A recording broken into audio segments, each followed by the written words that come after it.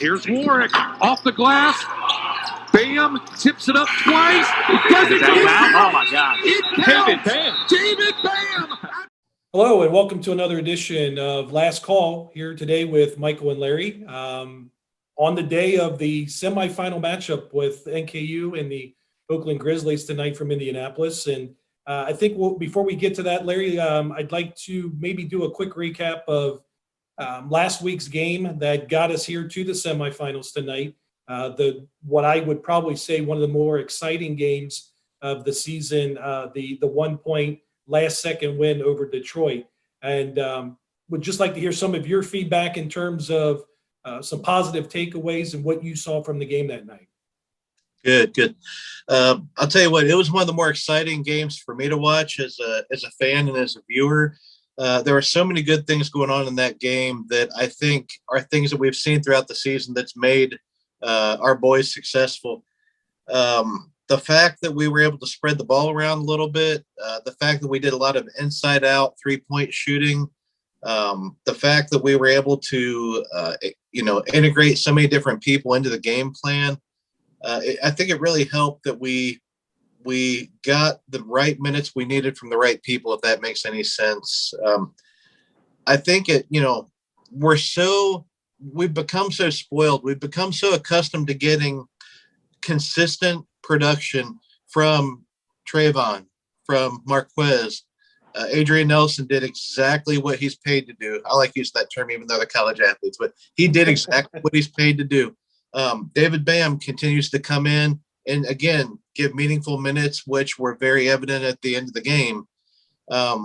So I think that our guys shown in a way that we've seen the second half of the season. And now I think the rest of the region, maybe not the rest of the nation, but the rest of the region at least got to see what our guys are capable of in a game that matters. What mattered to me most is how we handled Detroit. We knew coming in, we needed to bottle up Antoine Davis. And I said this in every form of social media leading up to the game.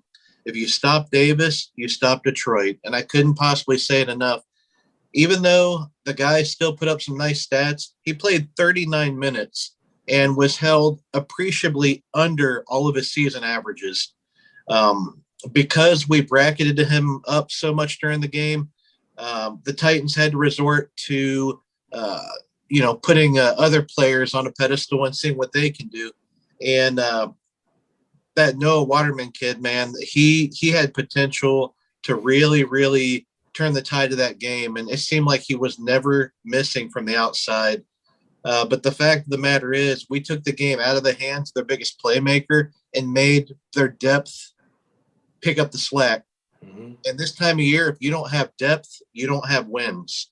And I think that's what NKU showed is this game was pretty hotly contested. I think among all the experts and, pundits talking about it leading up to the game, it was pretty evenly divided. In social media on ESPN's app, according to ESPN, Detroit was favored to win pretty heavily. Yeah. So I think we saw a real close game, and I think this game finished exactly how it was meant to finish. We stopped Davis. We made their other players work, and we had the ball in our hands at the last second, and we won. And I feel like that's just exactly how it was supposed to happen. What do you think, Mike? No, I agree. And yeah, you bring up some really good points. As far as Davis was concerned, I think, we did a great job bottling him up in the first half. It really wasn't until early in the second half where I think that, not only his dad, head coach Mike Davis, but himself realized that he had to find a way to get his shot. And there were times I think we saw maybe 3 straight times down where he kind of did the crossover in between the legs and the step back where he was draining some threes. And you thought, oh God, here we go. He's going to catch fire. And, but then, a couple more times down the floor, the defense found a way to bottle him up or at least force him to dish it. And, your point about Waterman, I think, was spot on. I mean, a 6'11" guy out there on the wing posed major matchup problems. And, even some of the guys that we were putting out there on the wings, I mean, he had a good maybe 4 or 5 inch height, advantage on them. And, someone, you just don't see someone that size is fluid from the outside and hitting from beyond the arc like that. But The one takeaway that I had was just the continued phenomenal play from Langdon. If you look at the stat box, the guy played 40 full minutes that day. I mean, he did not take a breather outside of, TV timeouts and regular timeouts. And, I've started to refer to him as the little engine that could. I mean, he finished the game with 17 points and just hit some really just clutch baskets when we needed it. Outside of a couple turnovers, wasn't really deadly with the ball. He kept things under control, got it into the hands of the people that he needed to at the right times. And it definitely played dividends. Looking at the box score again, I mean, Warwick, what else can we say? I mean, he just continues to amaze us. And I don't even think we're maybe amazed at this point in time. I think it's an expectation of him anymore. And I think if he falls maybe less than what he's putting out, then we're kind of like, what the hell just happened? And but I think the other takeaway from that is Trayvon. I mean, I think we can both agree that beginning of that game, I mean, he was struggling. I mean, it wasn't a matter of him maybe trying to do too much. I think it was just a matter of shots not falling. And he did a great job end of the first half and then the rest of the game to just really put himself in the position and get the shots and the drives that he needed to score. And, that one acrobatic shot there towards the end, I think with maybe a minute and a half or 2 minutes left where he went up and under and got the and one. I mean, that was just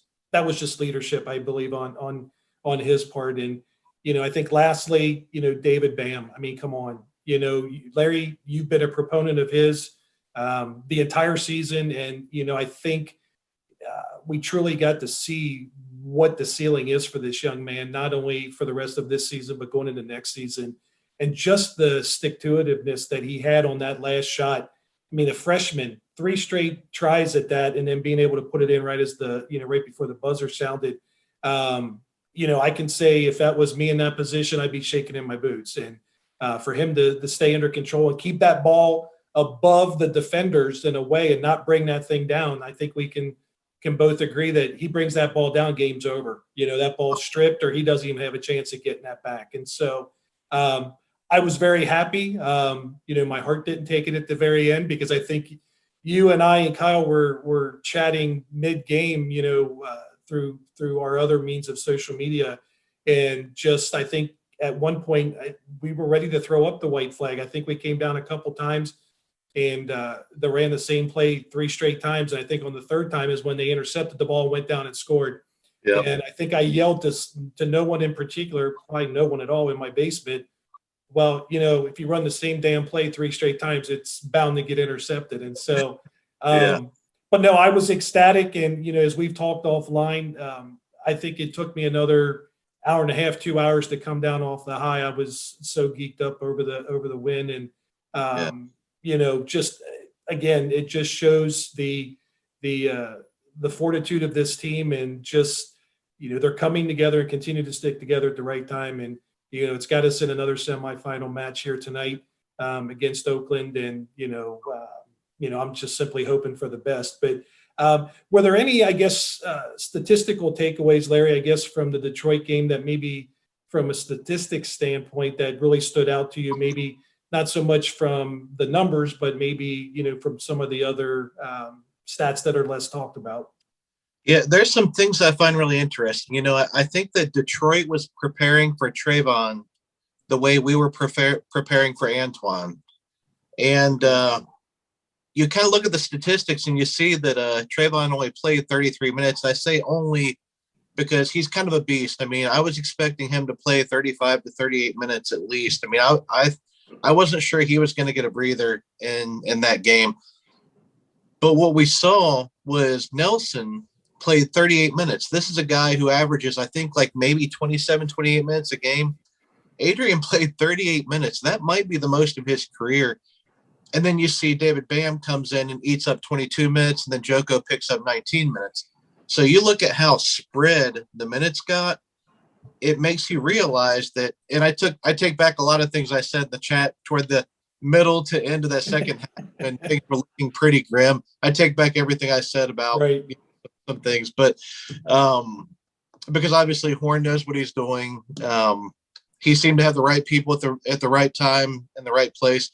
But going back to the minutes, though, statistically, seeing Trayvon's minutes go down, but to see his efficiency in the other things that he does well.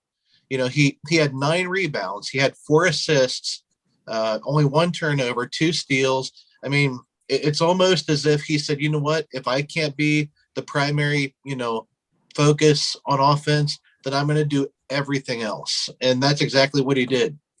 He got the ball in the hands of other players.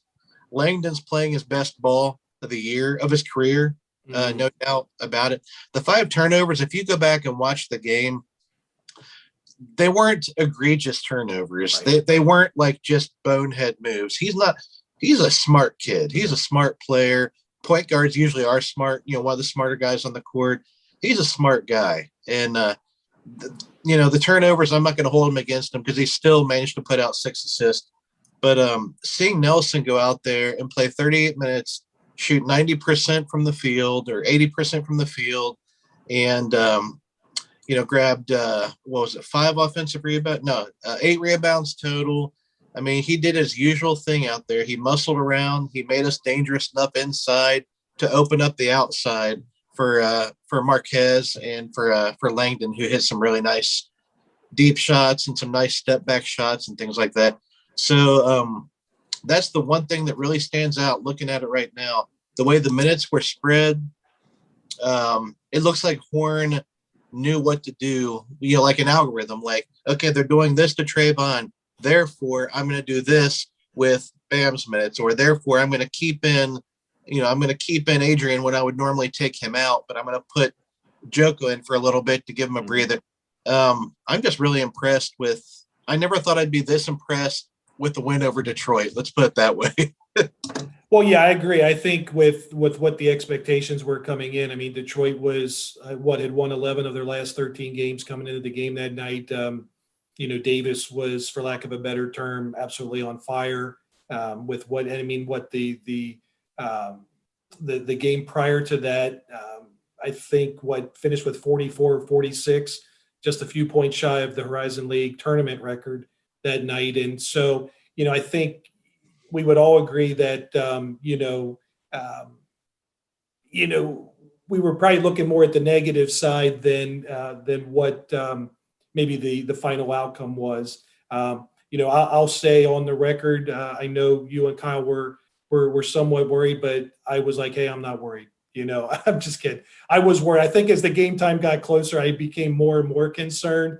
And I will honestly say, I think when Detroit took that lead late in the second half, I became even more concerned because a couple empty possessions that we had coming down there, made my fists clench a little more than what I would have liked. But the fact that the guys stuck with it and put themselves in the position to pull that out. I think, we were at a minute and a half left in the game. We were down 4 or 5. Right. And, I think for all intent and purposes, we thought, well, hey, it was a great run.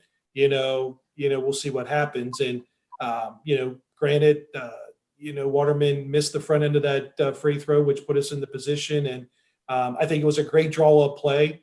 Got it in the hands of Marquez, and, he barely missed that running one error in the lane, but, Bam was in the position to get it and was able to put it in. And so, I was really, really happy with everybody across the board.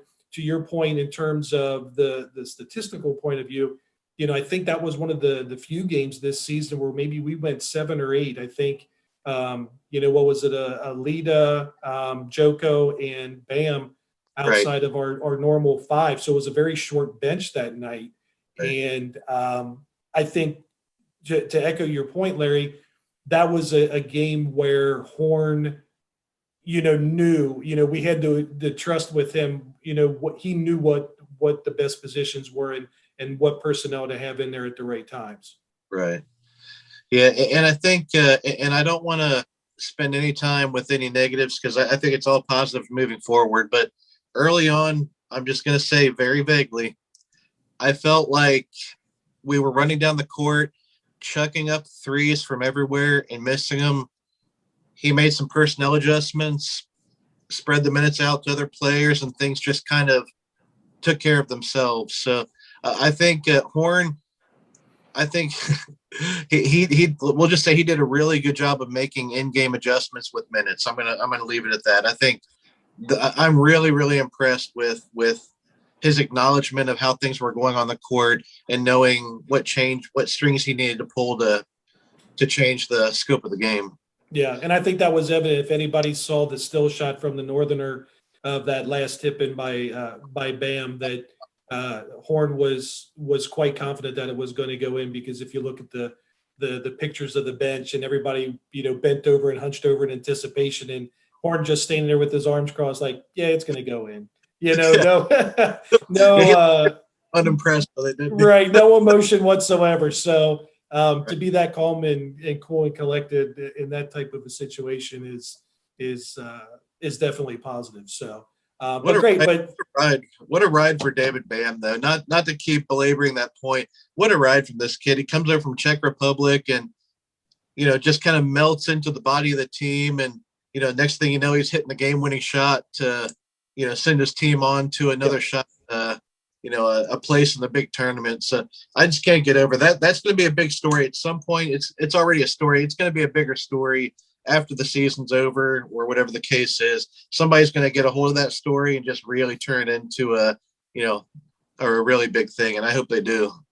Yeah, no, I agree. And I think, one of the post-game comments from Coach Horn after that game was kind of went towards the development of Bam throughout this entire year, that something that you've been speaking to each edition of Last Call was that particular play, and the stick-to-itiveness that he had is not something that he would have done 1 or 2 months ago at the beginning of the season.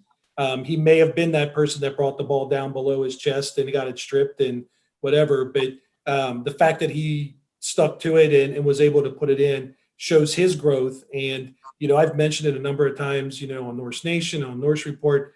The future is so bright with this group of freshmen, and even our current crop of players, with what we'll have coming back in the next season, and even what we've got coming in the door. Again, the future continues to be bright. I'm stoked, but I certainly don't want to put an end to this season too soon. And let's transition into what we're going to see tonight. In the semifinal game, it'll be the second game of the semifinals. The Norse getting the nightcap of the event, a 9:30 tip, give or take a few minutes, depending on the outcome of the first semifinal game. So those of you out there, you may want to try a quick power nap in and around dinner time to get a little bit extra rest, because this one's going late into the night. But Larry, I'd like to get your input. I know we don't know a whole lot about Oakland other than what we've seen and read. Unfortunately, we didn't have the opportunity to match up with them. That was one of the COVID cancellations early in the season, where we didn't have an opportunity to match up with them. But as you and I can both attest, any type of matchup with the Oakland Grizzlies and Coach Campy is always a good one. And, I expect nothing less tonight when we match up. But what's some of the takeaways or things that you're looking for as we go into the game tonight? Well, as far as matchups go, I like the way we match up with Oakland a lot better than how we matched up with Detroit. Detroit had some legitimate studs on their roster, and then after that, it kind of dwindles down a bit. Oakland is a very interesting team because they'll go out there and they'll put up 82 points a game, but they're gonna give up more than that. This is a team that looks to score first, play defense second, and I think it really plays into the way we've handled. We've played what I would consider to be a very deliberate style of basketball this season. If you just look at the seasonal stats, I've got the Horizon League statistics in front of me. And if you look strictly from a team scoring perspective, you would think that Oakland would be in the top 2 or 3, in our conference. And yeah, they are technically ahead of us in the seed. But, in conference record, we were 11-7. They were 10-10. So I'm still trying to figure out how they were considered better seed. But whatever. You look at the numbers, and the things that stand out are that they do have kind of a little bit of what I would call a 3-headed monster. that I'm a little bit worried about. But here's the reason why I'm not terribly concerned about this. After you get past the three-headed monster, they don't have minutes to give out to many players. They play 6 players, and I know Kyle will probably check me on this because he knows the depth of these rosters better than me. But if you look at what they're doing right now, and not throughout the balance of the season, but right now, they're giving minutes to 6 players. When you go back and look at their game against Youngstown State the other night when we played, they had, I think all of their starters played like 35 or more minutes.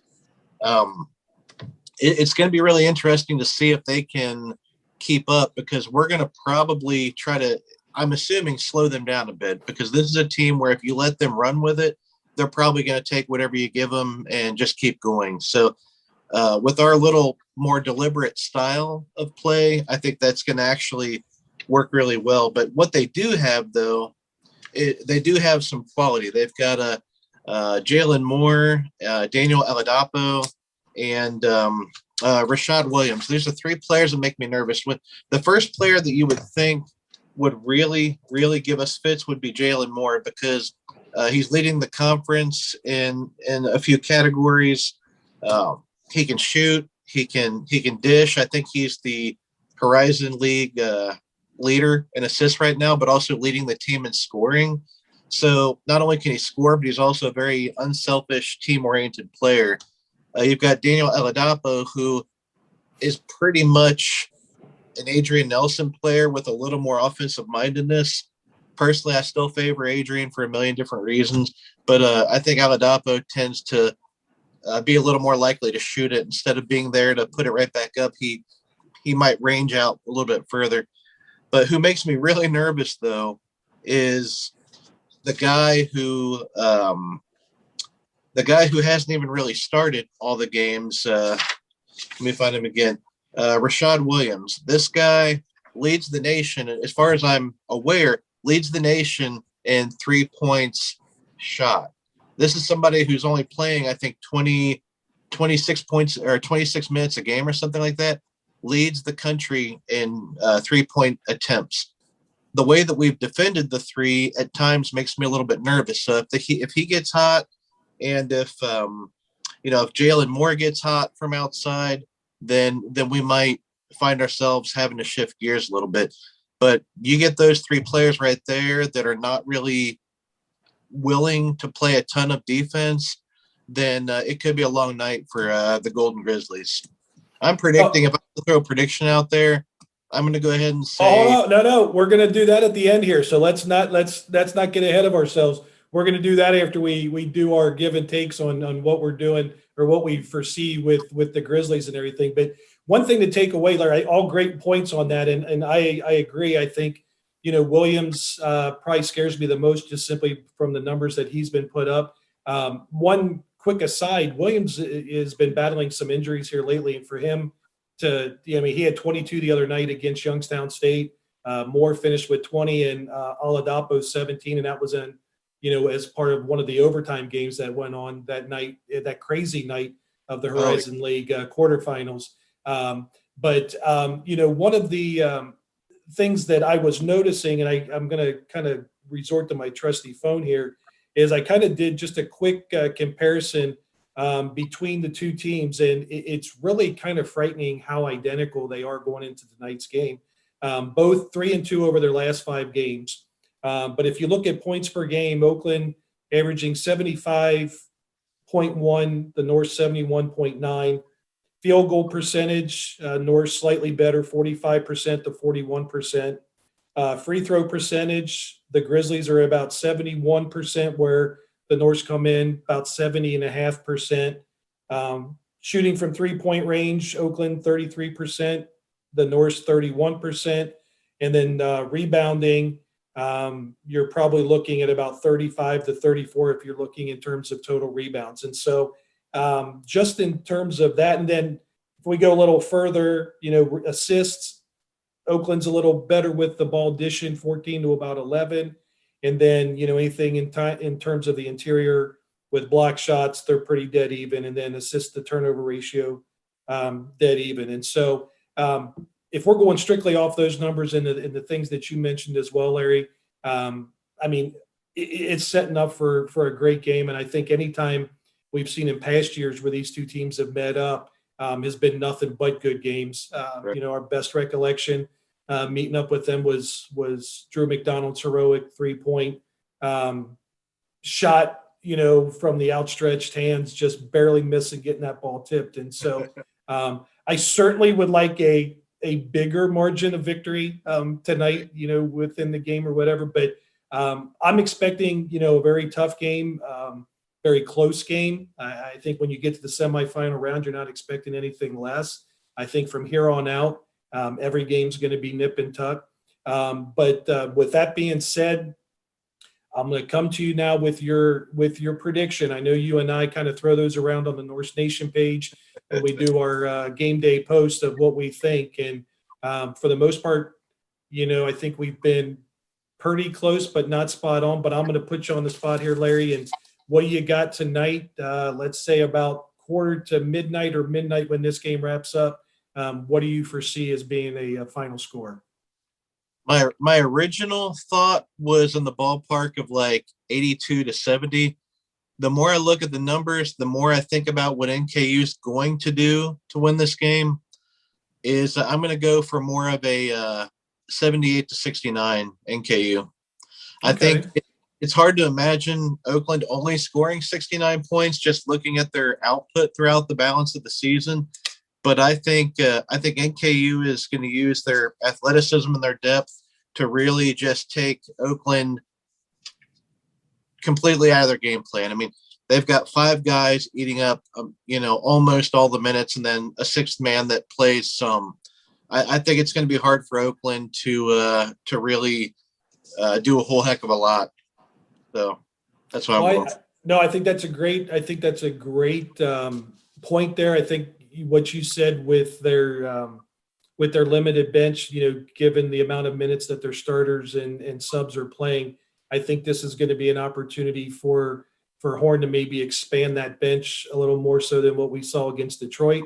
And, hopefully maybe we see some additional bench play coming off the bench from Trey Robinson and maybe some other individuals to kind of, not only spell our guys, but to wear down Oakland given the amount of minutes. But I do agree. I think our best game approach is slowing them down. And so I'm gonna go with a solid Norse win.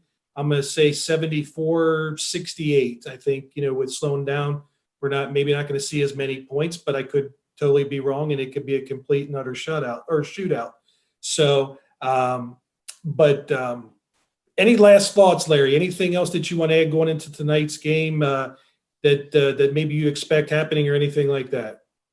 I mean, honestly, I wouldn't be surprised if we won 102-99, and I wouldn't be surprised if we won 60-54 at this point. It's just a matter. I mean, these two coaches have their own ways of making adjustments and approaching games.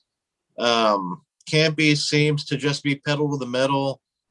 He's going to take his five best guys out there and just try to run it down your throat. And I'm going to give Horn the benefit of the doubt and say that he knows what's coming, and he already has a plan.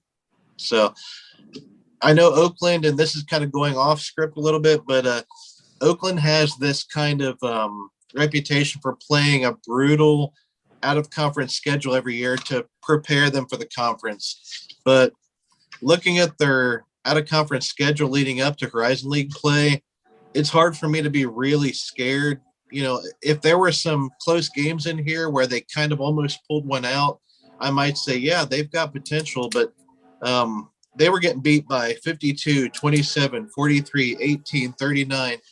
I mean, this is a team that's, when they're outgunned, and I think they're going to be outgunned tonight. Yeah, no, you're right. They played a gauntlet of a non-conference early season schedule, and I think they came out of it, maybe 1-10 or something like that, if I recall. And no, I'm with you, and I think at this point in time in the season, I think you take a win, and I'm going to be of the mindset that I'll take a 1-point win, I'll take a 2-point win, I'll take a 25-point win. Right. Just win in advance. And just won another opportunity at a finals opportunity and another opportunity to get to the big dance. So, but I'm looking forward to it. I know you are as well, Larry. Again, guys, 9:30 tonight, give or take a little bit of time, depending on the outcome of the first semifinal. And, plan to join us here for our next episode. Hopefully we're celebrating a Norse semifinal win and finals appearance and, for better things to come. So that'll do it for this edition of Last Call for Larry and myself. Thanks for joining us, and we'll see you all next time, Norse Nation.